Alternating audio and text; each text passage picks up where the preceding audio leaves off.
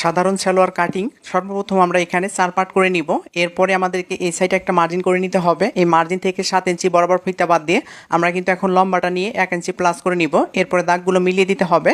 এরপর আমরা পায়ের মুখের মাপটা নিব, এরপরে 1 ইঞ্চি প্লাস করে নিব।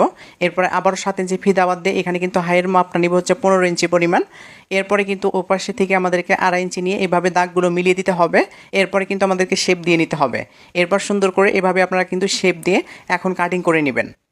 তো একদম সহজভাবে কিন্তু আপনারা সাধারণ সালোয়ারগুলো এভাবে কাটিং করে নিতে পারবেন। এরপরে শিখব কীভাবে আমরা বেলটা কাটিং করে নিব। তো দেখুন এখানে কিন্তু বেলের 4 পার্ট কাপড় থাকবে। তো প্রথমে আমরা 2 পার্ট করে এভাবে যতটুকু প্রয়োজন এভাবে 4 পার্ট করে নিব। এরপর বডি অনুযায়ী 4 ভাগের 1 অংশ নিয়ে এভাবে দাগ করে নিব।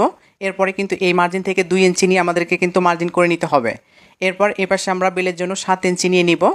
এরপরে কিন্তু দাগগুলো মিলিয়ে দিতে হবে। মিলিয়ে দেওয়ার পরে কিন্তু আমাদেরকে কাটিং করে নিতে হবে। এরপরে রাবার ভাঙার জন্য আমরা 2 ইঞ্চি এভাবে চড়া করে কাটিং